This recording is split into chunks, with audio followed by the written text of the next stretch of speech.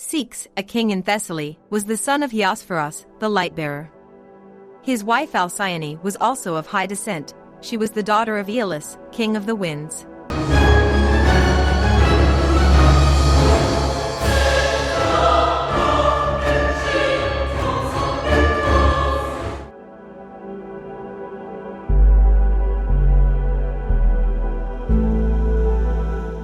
The two loved each other devotedly and were never willingly apart. Nevertheless, a time came when he decided he must leave her and make a long journey across the sea.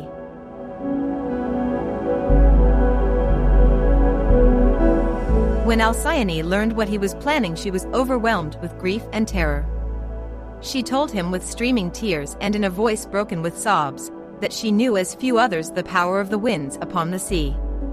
In her father's palace she had watched them from her childhood, their stormy meetings, the black clouds and the wild red lightning. But she had to yield and let him go alone.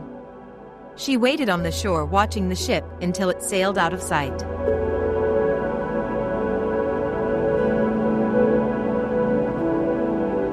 That very night a fierce storm broke over the sea.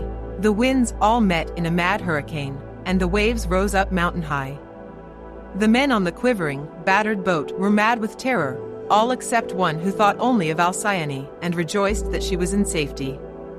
Her name was on his lips when the ship sank and the waters closed over him.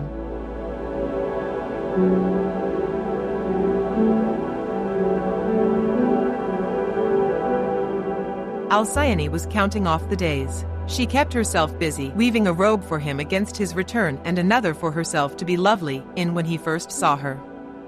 And many times each day she prayed to the gods for him, to Hera most of all. The goddess was touched by those prayers for one who had long been dead. She summoned her messenger Iris and ordered her to go to the house of Hypnos, god of sleep, and bid him send a dream to Halcyon to tell her the truth about Ceyx. The abode of sleep is near the black country of the Cimmerians, in a deep valley where the sun never shines and dusky twilight wraps all things in shadows.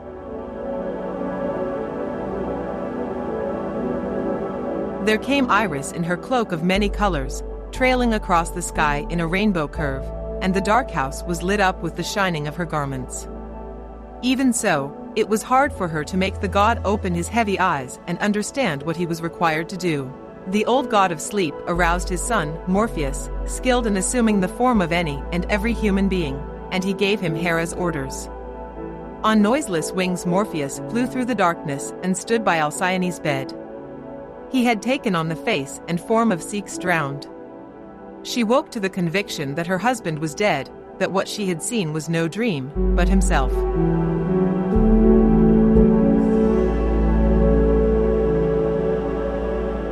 With the first daylight she went to the shore, to the headland where she had stood to watch him sail away. As she gazed seaward, far off on the water she saw something floating. It was he, Ceyx, her husband. She ran and leaped into the water, crying, and then, instead of sinking into the waves she was flying over them. She had wings, her body was covered with feathers. She had been changed into a bird. The gods were kind, they did the same to Ceyx. As she flew to the body it was gone, and changed into a bird like herself, and joined her. But their love was unchanged. They are always seen together, flying or riding the waves.